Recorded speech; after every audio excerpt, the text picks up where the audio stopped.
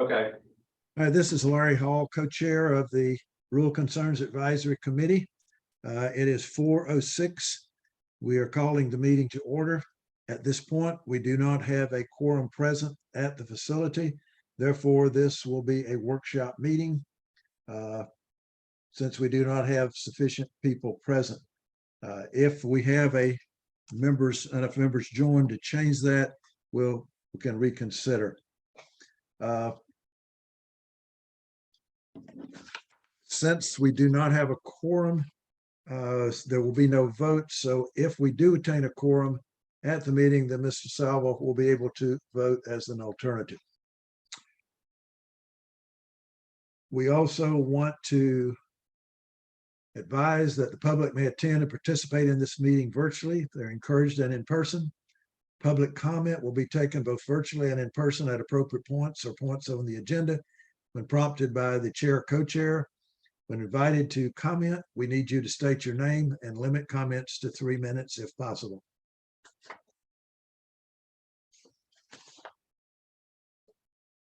We have an agenda, but we will not be able to vote on the agenda since we do not have a quorum, but we as a workshop will follow the agenda. I do not have any comments to add. So unless there is something else required, we can move to the new business and have Mr. Woodard update us on the broadband project, as he is the Alachua County Office of Management and Budget and handling the county broadband update for us. Thank you very much for having me, everyone. Nice to see the interest from the committee, and appreciate you asking us to come by. Not sure where everyone is with what's been going on with the project and where everyone stands. So we'll begin at the ARPA funding award of $15 million. And that happened in 21. Last year, I came on board to kind of get this project moving. And the impetus of the project was to get rural broadband to every home, to service every home within the county who either does not have service or has poor service. So in that time, one of our first acts was to have a feasibility study, which was to determine who in the county needed service, who in the county had poor service, and to give us a direction of where we needed to go with the build. So we had that done, feasibility study, had that completed early last summer. That gave us the direction to go. That was very informative. Nothing earth shattering. We suspected which areas needed the service, and so we came up with a plan to go after funding with the first available funding pool that was available. We chose the Reconnect 4 program, which had a $50 million cap. We chose 3 locations within Alachua County, which were the southern, southwest, southeast sides of the county, namely Hawthorne through Micanopy, all the way over to Alachua and south of Newberry. So that was what we called at the time our phase 1 build for the project. So we submitted that application in November, Reconnect 4. The determination of those applications comes due spring, early summer, which is any time. Since that period, early January, we determined we had a funding company come in to see us. They're interested in building in Alachua County. So we've been in discussions with them for the last several months. They are a large infrastructure company worldwide, have a Miami office. They're working throughout Florida, already have some work going on in some other counties in Florida. And we are looking to team up with them or partner with them to do more area of Alachua County. Now, this is very beneficial to Alachua, as they will put all the money in the program. We don't have to partner with them, give it the okay, and the state approves the partnership. Whereas Reconnect 4 is a 50-50 loan grant program where Alachua would have to put $20 million into the program. So with that teaming up with this company called IBT, they will select a section of the county. They're looking at the northwest portion of the county, what we call the Windstream territory. They plan on submitting that application for that loan in April, so it's coming up very soon. So we're very excited, very anxious about that. In the meantime, the last couple of months, it's been more developments than the first 9. In February, the state announced some award programs from their Broadband Opportunity Program grant fund. 2 of these cities or towns they made awards to were 2 of the 3 towns we had submitted funds for. They awarded funds to Cox Communications. Now that was 2/3 of our Reconnect 4 funding application. So we're not sure what happens with our application. It could be 100% denied as not applicable, with Cox receiving 2/3 of the territory, or we could just receive the Hawthorne areas.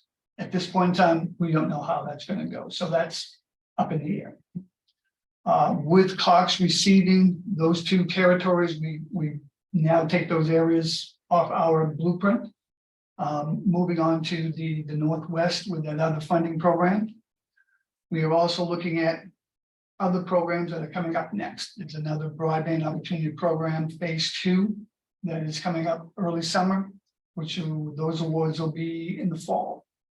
So we would put down more Alachua territory at that point in time. That would give us a second phase of funding areas throughout the county. And that will take us into the B program, which is the largest program, the one you've probably all heard about on the news. That is a huge program. Florida receives $1.5 billion. But there's also 67 counties in Florida, so that money will be split up amongst the counties. But we certainly will go after what remains of Alachua that's not already been claimed at that time. So we hope that by the end of the year, or certainly into early next year, a year from now, we'll have the territory that's available in Alachua County covered in some way by one of those 3 programs. In addition to that infrastructure company I mentioned, IBT, we plan on discussing with them to partner with them for the rest of the county. So they will go into other areas of the county once they have covered their own territory under their own grant. So we're hoping that they stick with us throughout the county, and they are the main provider of internet within Alachua County. Now, certainly things can change within that time frame. Cox has said they plan on servicing more rural areas. That we won't know until it happens.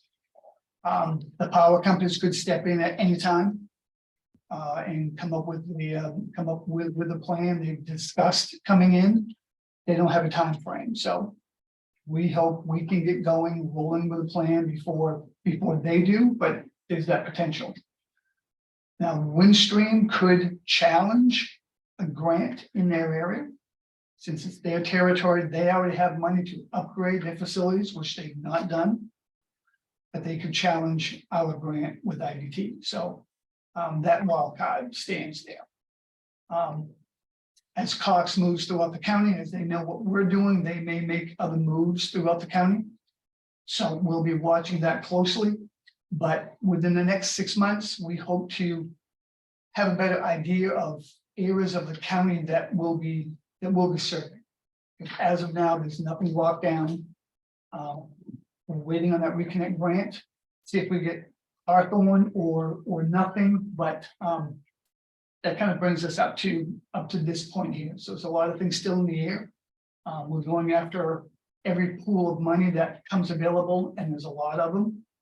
So we're trying to nail down every parts of the county that do not have service, and hopefully come up with a plan that covers Alachua County throughout.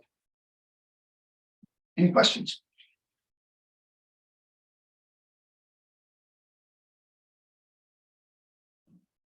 Recent. Sorry, Cindy, go ahead. Go ahead, Jordan. My question would be first, thank you for being here today. This is like, I'm really sorry I'm not there in person. This is like the real thing I'm here for. But my question is there any kind of cost cap for the ones that are government or assisted government funded, or though you guys are putting money in on? Like, I understand if it's a private business putting in the access, that they really have full control over what the cost is to the consumer. But are there any cost or cap limits on the ones that are assisted by the government? Yes, the Broadband Opportunity Program, the program that Cox you to get Archer and Micanopy, that has a $5 million cap. And the fund only covers 50% of the project cost. That one we did not go after. We went after the Reconnect 4, which was a much larger project cap of 50 million. So we went after that one. We went after it as a 50-50 grant loan. So we would have been on the hook for half of that. The BEAD program that's coming up, that has a match, which is 25%, which is why the holding that 15 million to this point has been, crucial, because we're going to need that as a match. So most of the programs have some type of a match grant or cap to them. And will that be able to be passed on the consumer, that anything that is government subsidized will have some kind of cost control to the consumer as well?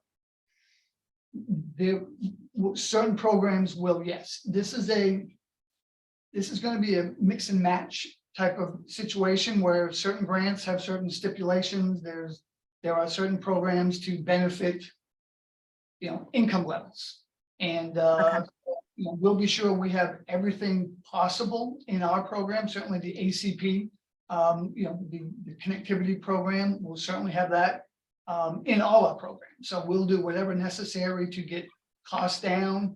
We are dictating speeds and costs. So yes, it's a very reasonable package that we're proposing and promoting. Awesome, thank you. Are there any other questions from the committee? I don't see anybody online as a visitor.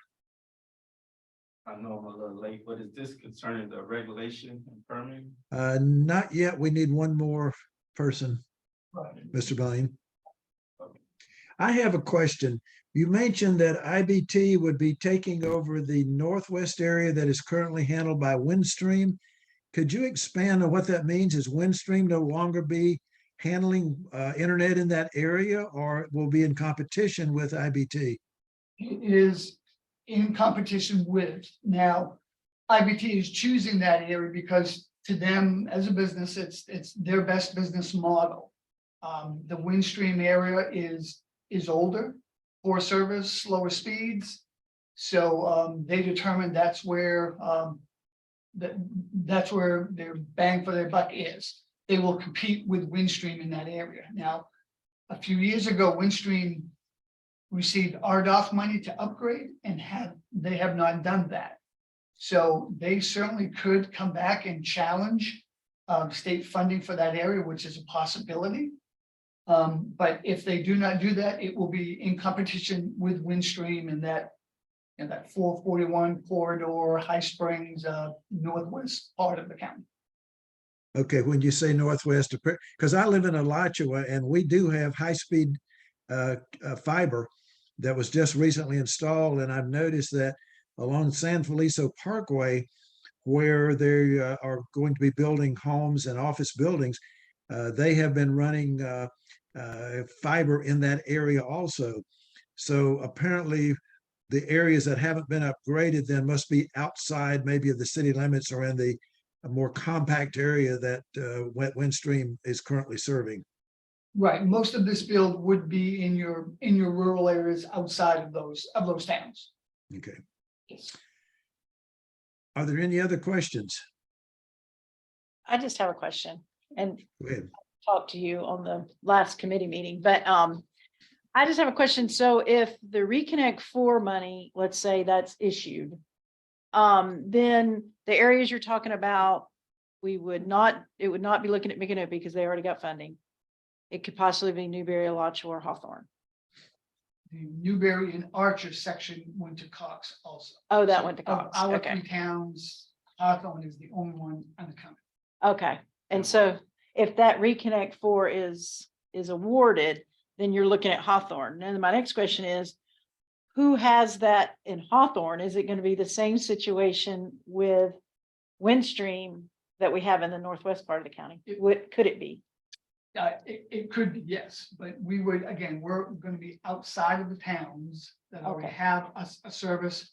And typically, the cable companies don't care about those areas, which is why we're here today, because they're not out there. So it would be the rural area around there. Now, we could go into the towns if their service is below the specs that the government sets, like below 25.3 or 120, Mhm, or if there's enough complaints or just poor service, we could move in there. mhm, But initially, it's the rural areas to service the folks that do not have service. mhm. Okay. And then my question, like follow up, why isn't it in Hawthorne? And so is it in Waldo or just not Hawthorne? I mean, Waldo has build going on currently. Comcast is there and Comcast is building there. But, once again, are they just building in the city or are they building outside of the city? Those are things we'll have to find out all over the county. And if they're not building outside of the city, we'll have to do it. No. What do you see as the timetable for this actually having service available to the people in those areas? That's a tough one. Certainly, it's at least a year. It's at the earliest, it would be a year. There's just a long way to go. And we can certainly dip into the 15 million to get started, but how far do you get into it? You just may need that money later. If you wait for all of our funding, we're still waiting a couple more months. For some Reconnect 4 money if we receive that. So it's just there's too many unknowns at this time. A lot of plans, some steps made, some progress made, but just nothing defined to say that we can build this. So it certainly into next year. For completion of the program or start of construction? Or, I mean, I know you're just guessing on these because there's a lot of bureaucracy involved, it sounds like. Right, for something active. We certainly hope starting later in the year, but to have something active, that's definitely into next year. But something started would be a huge step. With these different companies, Cox, IBT, Windstream, et cetera, do you have any idea what percentage of the county would have some type of internet available even at the lower speeds? Yes, we actually have, there's a state map that has where there is not service, poor service, good service, all the speeds. A lot of that is based upon speed tests. So a lot of that is inaccurate, but that's what a lot of the modeling will be based upon because that's the only way they can do it. So there will be challenges along the way. Certainly expect Cox to do that.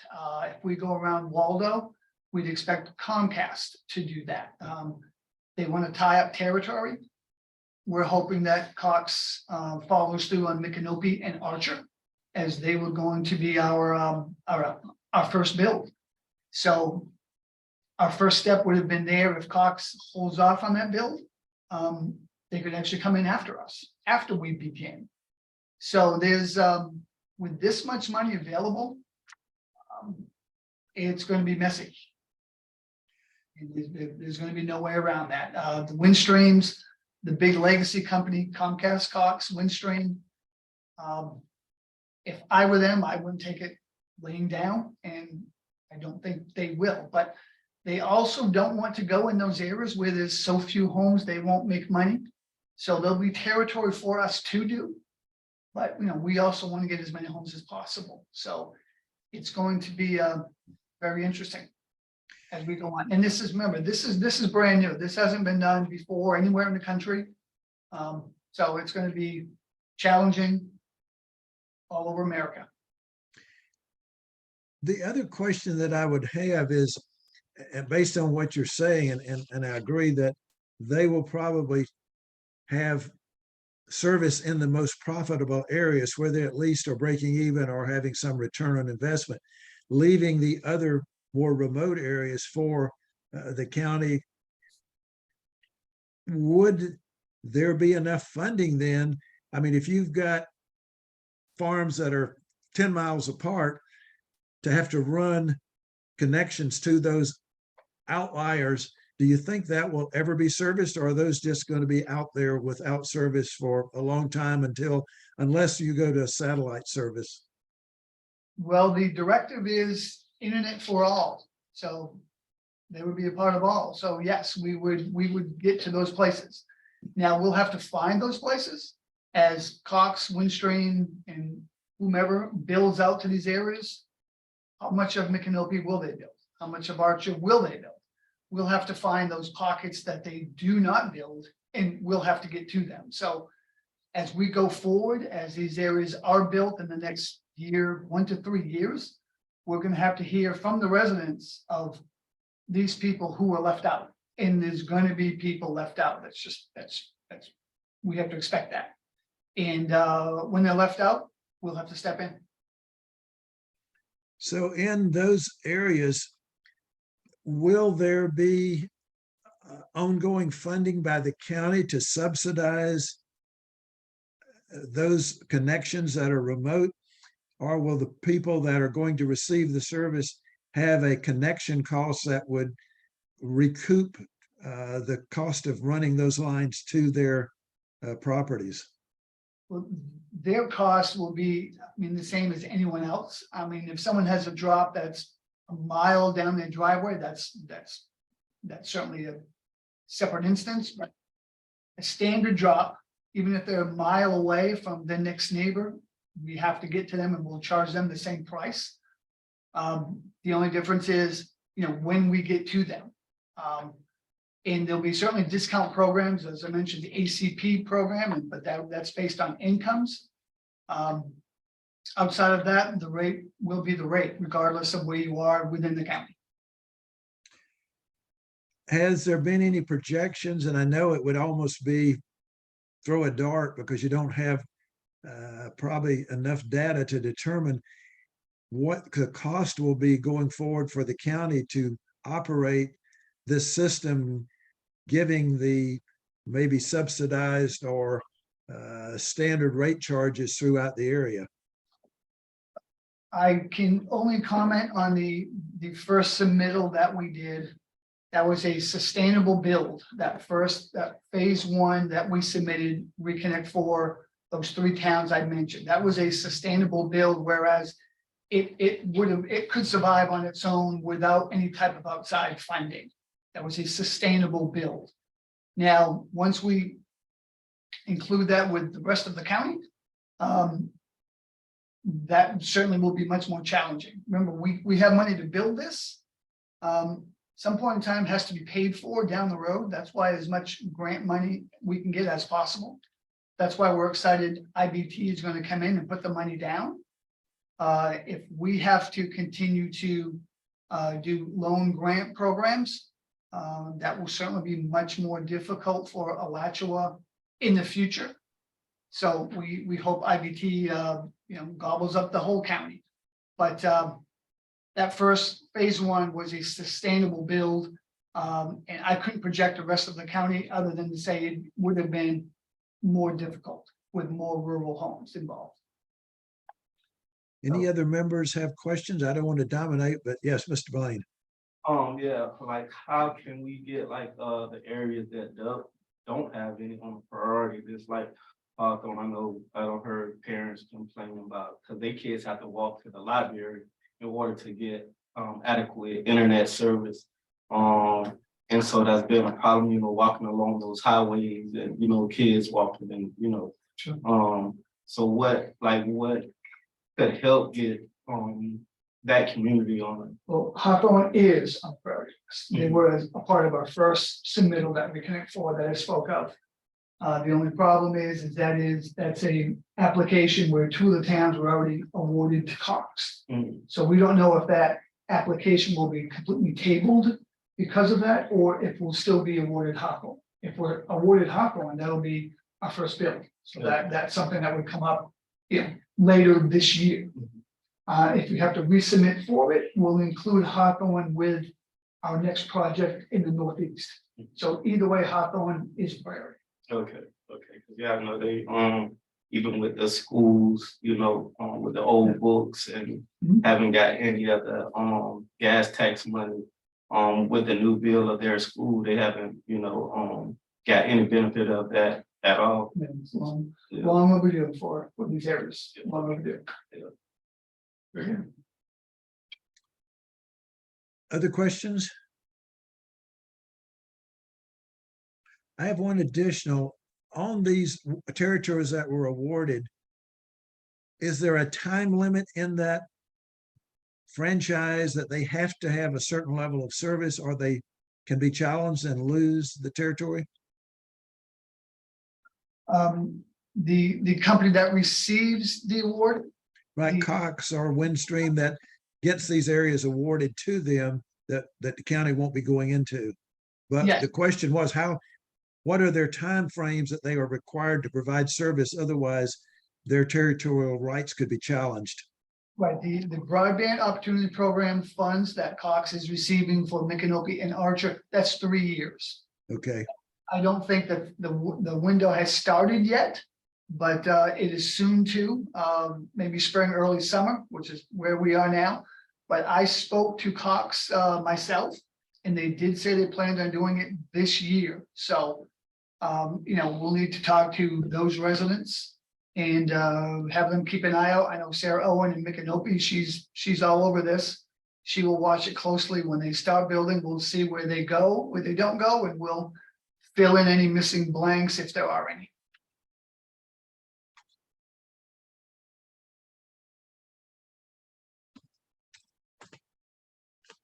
last call for questions, comments.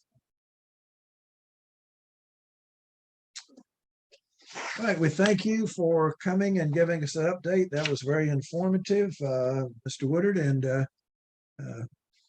anything new developing, please feel free to pass that information along to us as a committee.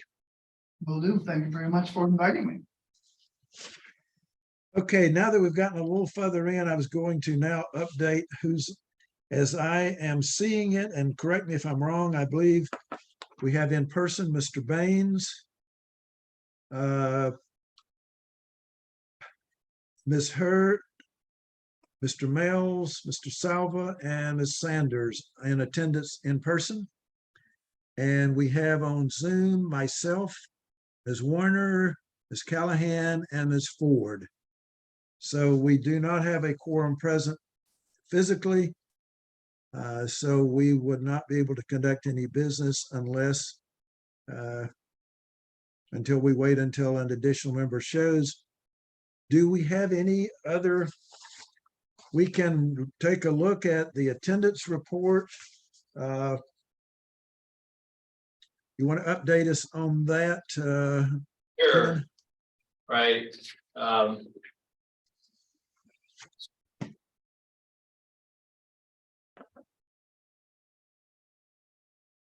So I'll just say, I thought I had it open, but I don't see it. No one's in jeopardy right now in their attendance. If anybody has any questions, there it is. They can always ask staff about it. It's always emailed out with the emails to the committee. Right. So I will say that we have 2 current vacancies on the committee due to resignations. the actively involved in agriculture and silviculture position has a vacancy, and there's one vacancy in the residing in the unincorporated area outside the urban cluster. And those have both been advertised since the last meeting of the committee. We haven't received any new applications yet. There are a couple of people who applied last fall. Last time we took applications to the county commission that were not appointed, that are still interested. So we have a couple of people now in the applicant pool, but we'll continue to advertise that and see if we can get some more applicants before taking them to the board. We have two that are interested now on file that are interested in the residing in the unincorporated area position. We don't have anybody yet applying for the actively involved in agriculture and or silviculture position. So that's the status of that membership. And We have 5 vacant, 5 terms ending in September, looks like too. I think that's correct. Yeah, according to my sheet that I'm looking at. So if those do not reapply, we will have a number of vacancies on the committee. Right. So yes, we'll start looking at those positions that will end in September of 2023. And we'll probably start advertising those usually about 90 days before they expire, something like that. But we will notify the committee again, so those members can have time to reapply if they would like to do that. Right. Thank you, Ken. Okay. While we cannot vote on the minutes, We have form. I made it, Larry, so go ahead. okay. Well, I'm going to turn the meeting over to you since you're there, and Keep going. you will- You're right you there. will you will constitute a quorum, so it's a decision if the board wants to convene as a meeting instead of a discussion workshop. Thank you. This switches over when we reach a quorum. And now that you have a quorum, you can vote on things. So for Okay. example, the minutes. you can vote Okay. on that. So will be noted in the minutes. So everybody have a chance to look through the minutes? Oh. Cindy? I just have a question about Mhm. committee members, Sure. if we could go back to it. Yeah, sure. I had a question from someone that owns land in Alachua County, but does not live in Alachua County. Uh. Can they apply? For that position. Yes, as actively involved. I think, let's look in our board guidelines. I think you need to be a resident of the county. That's what I thought, but I was a little rusty on that, so I didn't know. Yeah, Okay, I think that is now a requirement. Okay. Yeah. It says, members should be residents of Alachua County unless otherwise specified by the board's founding resolution or ordinance. So they should be residents of the county, and I don't think the founding ordinance for this committee says anything about it. I'm looking at that right now. okay. I was just, they asked me about it. They farm in the county but don't live.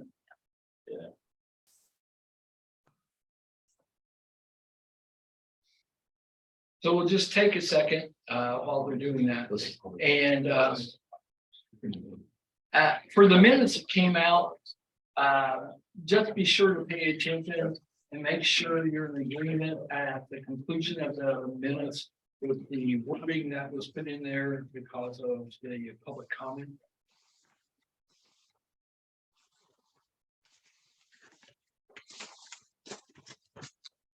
What was put in there?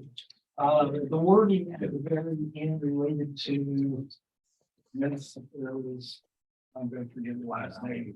Robin. Robin, who came and asked that the asked to speak and public comment under the motion for the minutes and brought up several issues.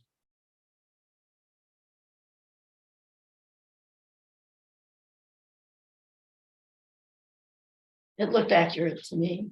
Mhm. Read it. I thought it did, but I think the committee ought to look at it, make sure they felt comfortable. That's what went on. Got it on the screen.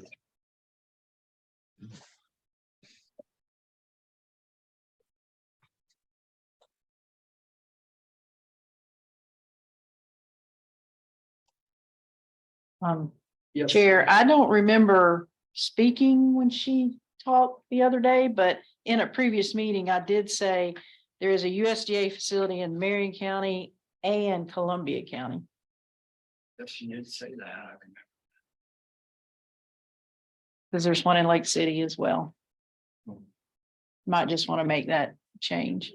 What, Yeah, talk about the last sentence of that Yes. paragraph? I don't think I spoke when Mrs. Robbins was at the meeting last time. But in a previous meeting, I did state when Sean presented that there was a USDA facility in Marion County and in Columbia County. Hmm. Okay, I think that's, Is that what she said? this is about a comment Ms. Werner had said Oh, okay, that she had learned that there was a slaughterhouse south of Lake City and that you basically confirmed that and said that that's Okay. been discussed Okay. previously. I didn't remember speaking, so that was her speaking. Okay. I actually remember you In- confirming that. Any suggestions or changes? I see here that, well, it's not a suggestion, it's just that she said that, a violation of the code and federal about, I know we suggested about east side and the different schools. And so she was saying that it's a federal violation, speaking to the county attorney, so, I don't know, how does that affect the letter that? So our conclusion is no. So obviously, we had received no feedback, if I'm incorrect, correct me. We had received no impact, or we had received no feedback on the letter that we sent. And it was passed on to legal staff. Never heard anything from them. And that federal law relates to employment of people under the age of 18. And we didn't talk anything about employment at all. I'll bring it up at the end, but I had a chance to visit with the board this last week and went through it, and there were no questions about it.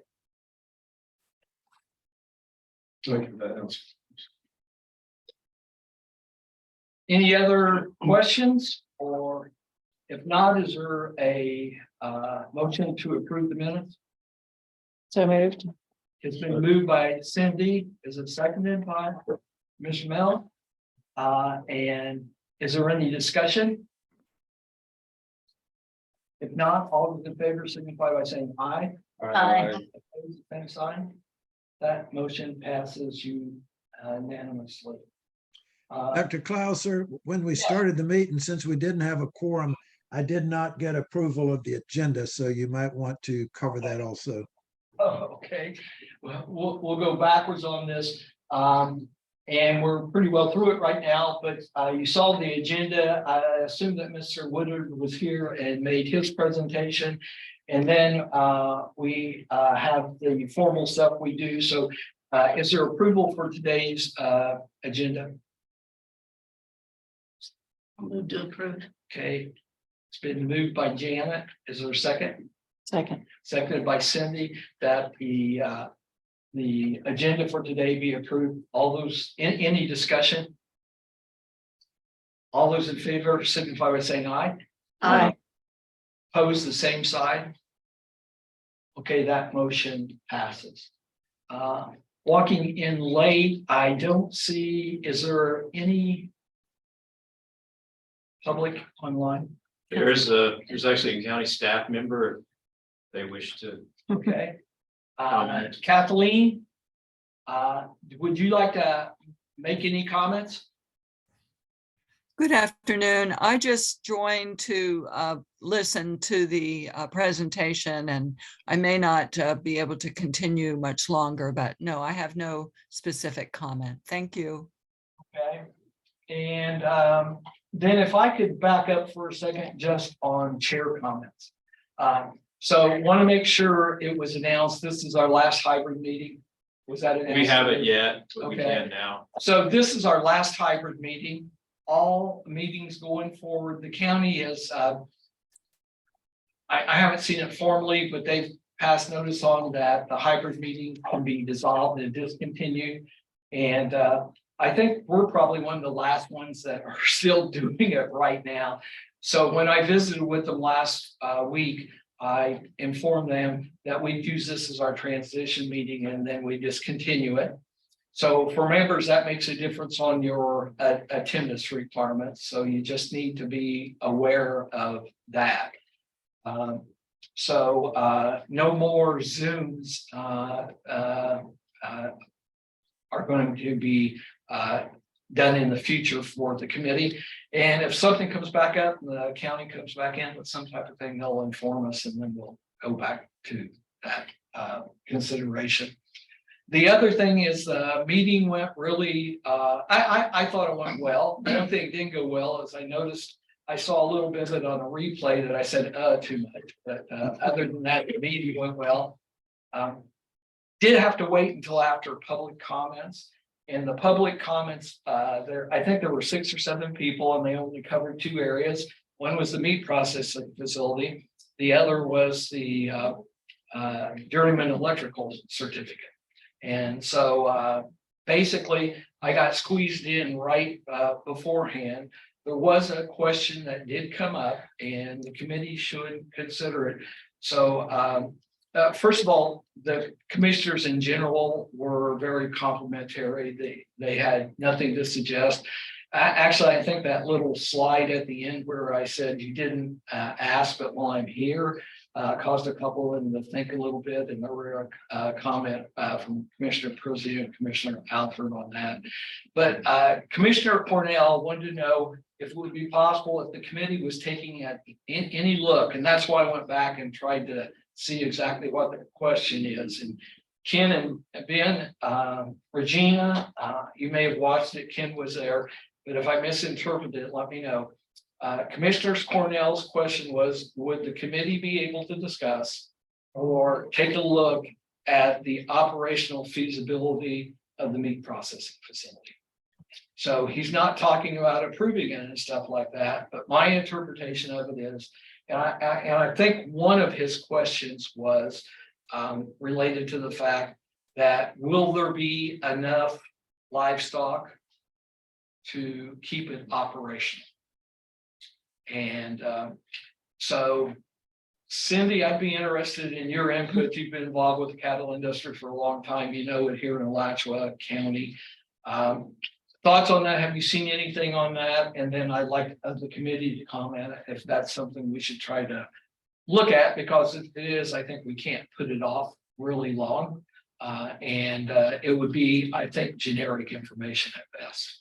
And so that came up in the Cattlemen's Board meeting because they also supported it. They did have a few concerns. And so the capacity that they're looking at is roughly about 20 head per day. Whether that's beef cattle, pigs, sheep, or goats, because that's the 4 species they're looking at harvesting there.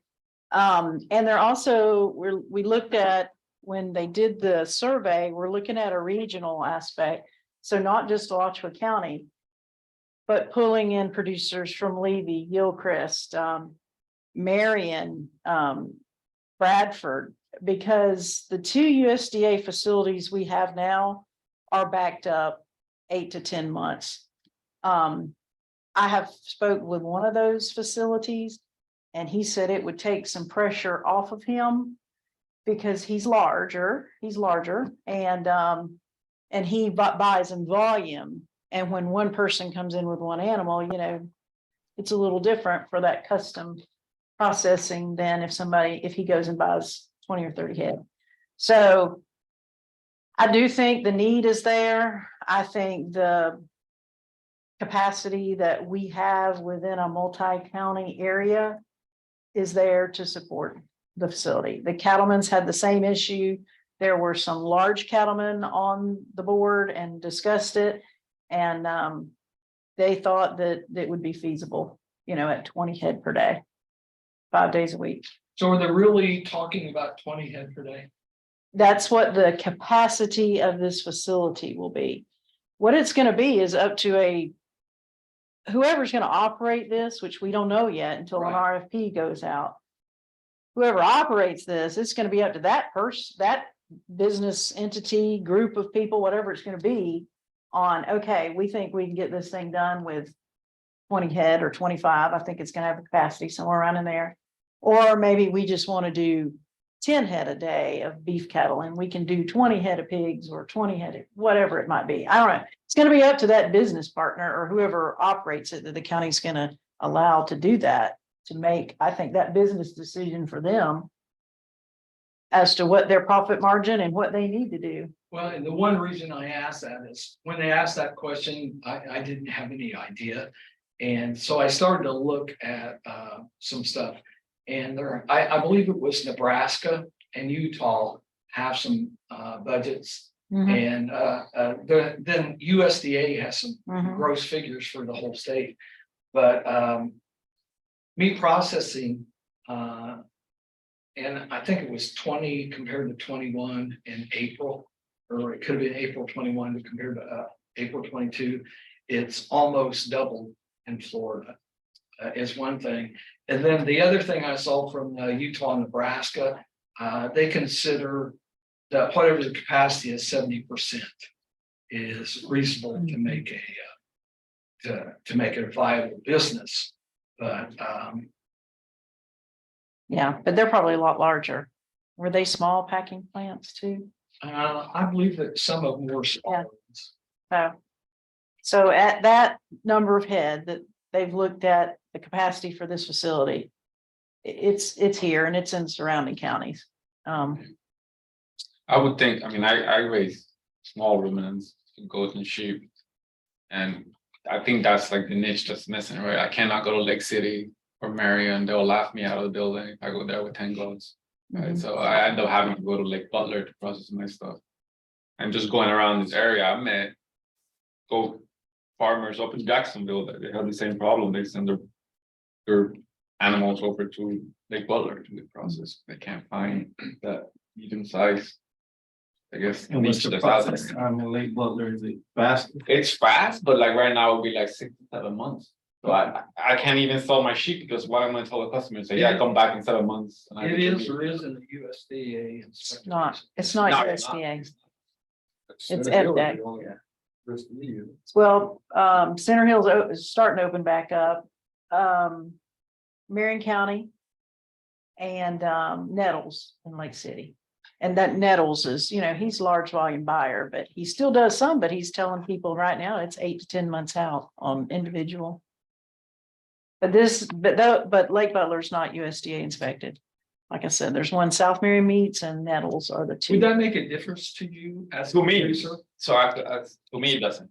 Most of the sheep I sell are the Hispanic community here, and they don't. Because they labels them anything. But if you could get them in quicker, would that make you ship? Quicker, it will make a difference. Because like I said, right now, whenever I get somebody wants to buy meat, I gotta be like, okay, give me 6 months and I'll get you this land. And for lamb. sheep, that's the prime time is this first 6 months, the lamb, right? After that's kind of like Done. mutton, so. Anybody else have any thoughts on that? I have a question. Yes, On the, and Cindy, I think you may be able to answer this. What is the business model? The county will build a facility, but will contract with a provider who it becomes their business as far as profit and loss of operating the facility. Is that correct? That's the vision. There will be a set of guidelines though, probably by the county, similar to what they've done with the athletic arena that they just built.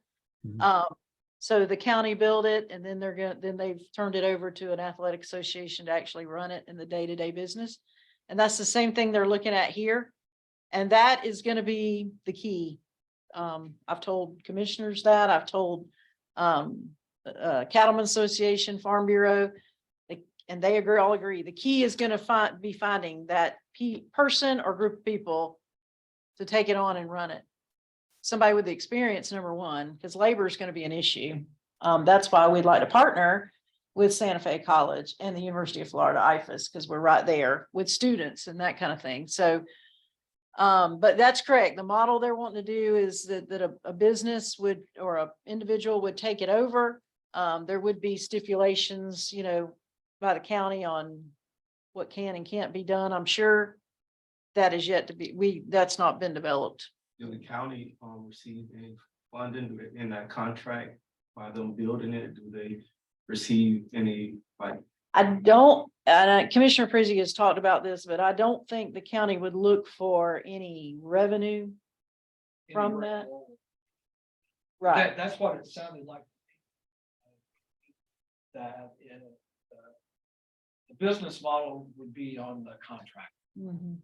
And then from the perspective where it sits right now, half the money would come from the county and capital development. The other half would have to come from the state. Wouldn't that drive up the taxes on the residents around that area? Well, right now, they've already prorated 2.5 million out of the COVID relief funds to go to this. And then they're looking at state and federal money that would also match that. Because I think the number she's looking at is 5.5 million, somewhere around there for the facility, plus equipment. Well, I wasn't aware of that either. That, I mean, I thought that either the city or the county, somebody would benefit from building this facility, and then especially leasing it to a company that gonna be able to make money. Or they understand it's good when they make money, but it's bad when they lose money. But I thought it would be some kind of partnership that would take place, and the county or that city of Newberry. That's why I was kind of advocating for other areas, thinking that it would bring in jobs, but also I was thinking that county or that city would get some type of, funding or something. But Well, it'll be an economic driver yeah. for the county in the long run. And it's going into some type of area in Newberry that my understanding is that the Newberry Commissioners thinks is compatible. Some of the people that spoke to the board at the meeting last Tuesday did not think that was the case. Because the processing facility and the sewage It's treatment. the gray water was facility the is issue, too- right? Yeah, It's usually the gray water is the Yeah. issue. So Cindy, do you know how much the UF facility does on a weekly basis? So their capacity is about the same or a little less. This facility that's projected, freezer space is the issue at the University of Florida IFAS facility. Freezer space is the issue in any meat processing facility. So the freezer space that's projected for this facility is a little bit larger than the UF. Because I think when they toured that was the major concern, was freezer space for the carcasses. So other than the actual harvesting floor, processing floor, it's about the same square footage, but there is more freezer space. And I think there's a plan for a classroom and some teaching opportunities there. So since Commissioner Cornell specifically asked, is that something that the committee should work on? Maybe just for a meeting, trying to get some stuff together and see what type of information is passed on. Now, we may not want to do that until after they have this April 4th. Yeah. Because right now there's a difference between some of the commissioners. If they go for it, or we said just proceed ahead, we haven't given to go for it. And based on what I've seen in the county and stuff, is there's going to be that's probably going to be a fairly, it has potential for some heated exchange. Both from the public and it could even be from the commission.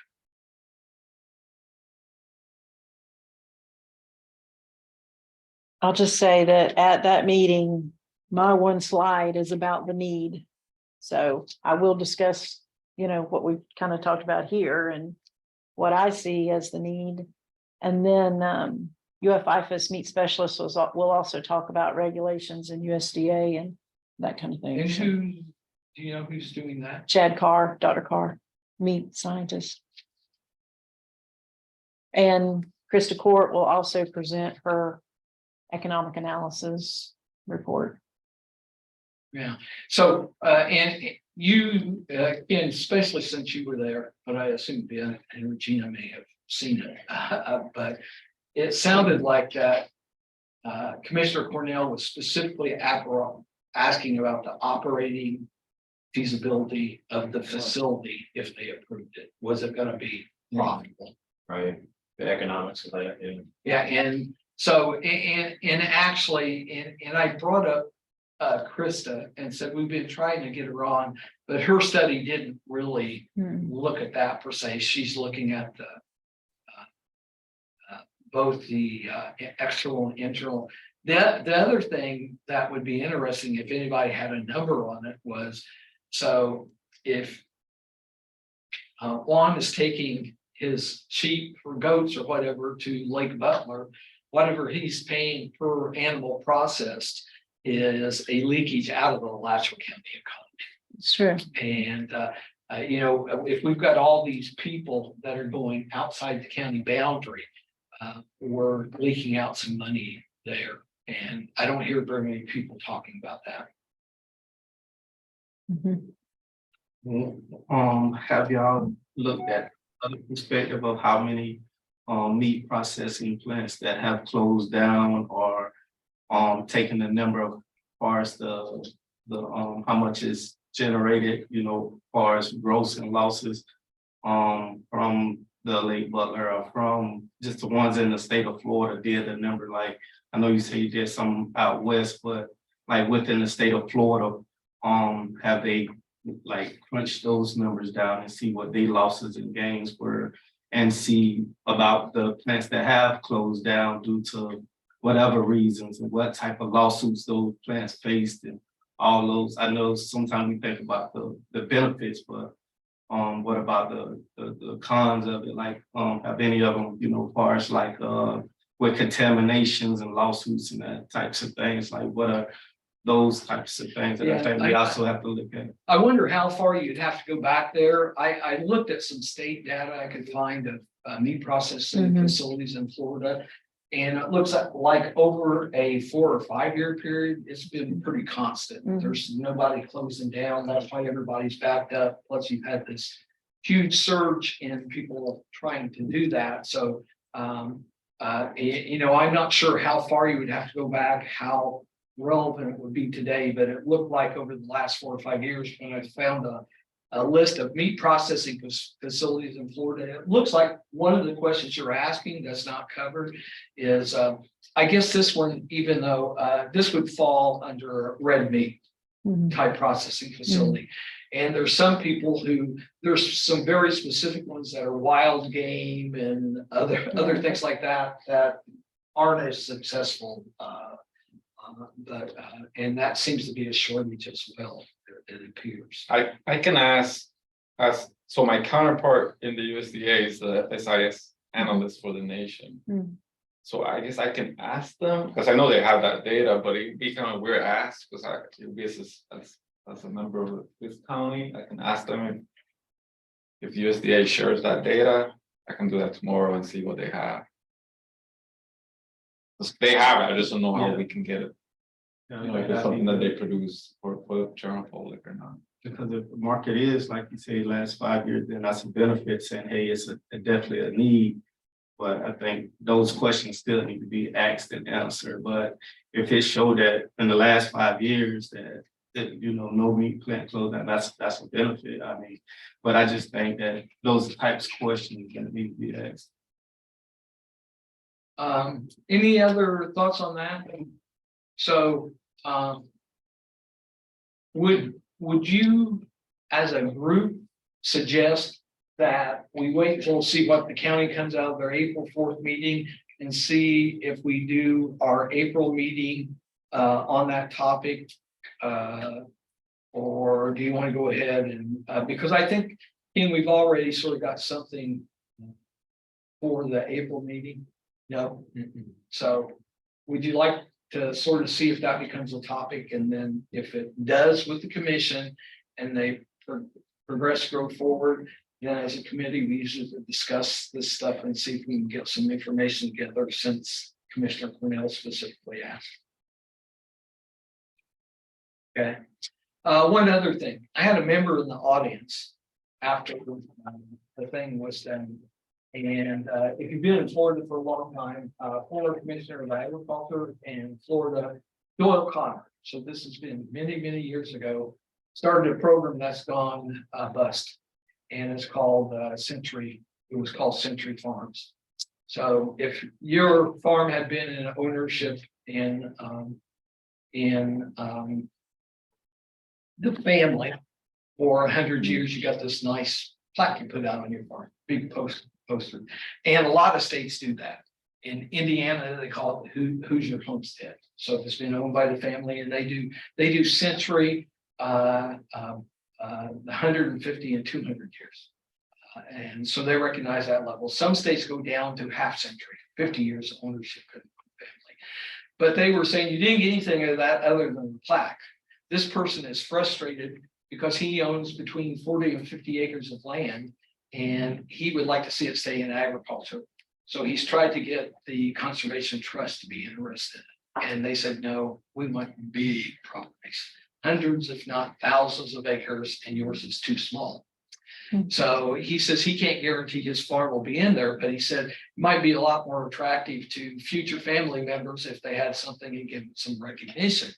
And he was wondering why the state dropped it, and would it require the state to do that, or could the county do that? And I don't think, since Alachua County is a charter county, that it would prohibit it, as long as there's no benefits associated with other than the plaque, and probably cost some money. Could actually maybe be a partnership with some ag organizations in Alachua County. But I'm just throwing that out. Someone happened to catch me at the meeting and said, by the way, since you're here and your rural concerns, just be aware of this, and it'd be nice to me if we could see a program like that in Alachua County. And I'd like to know why they all went away. So anyway, I said I'd bring that back to the group and let them know that a person had mentioned that to me. So anything else for today? I apologize. I got caught in a meeting on the north and west side of town, and that's not easy to get back to here.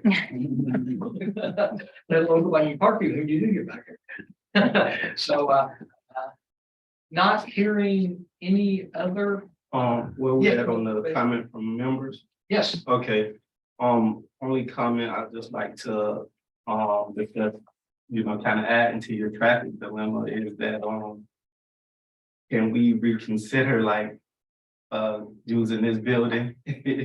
Or I know that the new building is nice out there. I know it's good, but just far as like you know, travel and you know, people coming from Hawthorne and people coming from different sides, can we find a more neutral meeting space?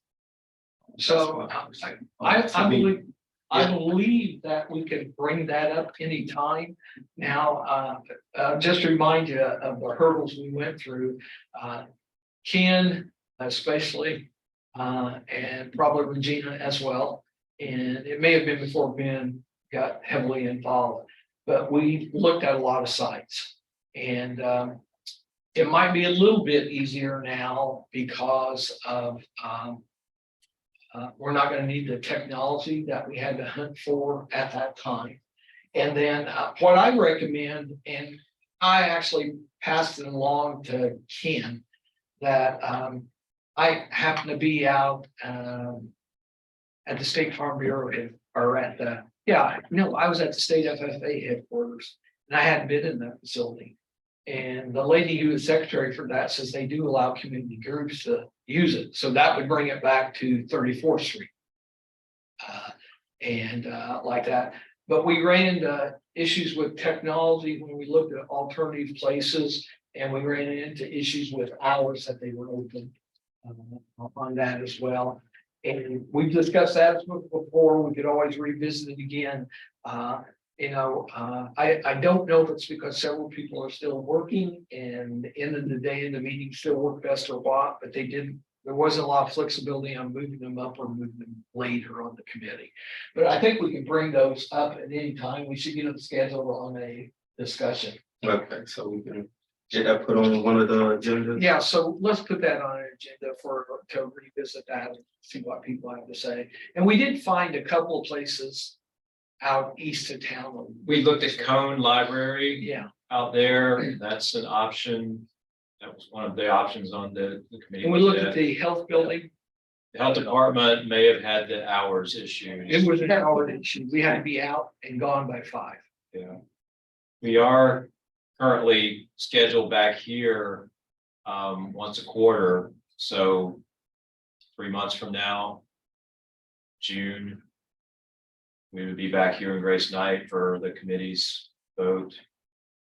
That's how it stands at this point. Cause I know as for the land conservation, we use this is our meeting spot here, and they post. Pretty good. We don't have big crowds of community come in and stuff like that. So as an alternative, we do like to see it held more frequently down here. Is that what you're saying? Instead of say, so one of the issues you'd like to discuss, not only location, but we do it here more than just 3 times a year. Yeah. Like more on rotation every other month or something. Any other comments before committee? So we'll depend on April. We'll sort of watch what goes on in the board meeting and then we'll put on Mr. Baines' question as well. Again, I apologize for being late today and I won't schedule it late. As you find out with a lot of people, you're there on time, they're not there. Anyway, won't do it again. So thanks for coming. Thank you, Larry, for taking over and keeping this going forward. And I'll catch up on what Mr. Woodard had to say about the broadband discussion. So with that, is there a motion to adjourn? Okay, it's been moved by Mr. Baines. Is there a second? Second. Seconded by Cindy. Any discussion? All those in favor signify by saying aye. Aye. Opposed, same sign. That passes unanimously.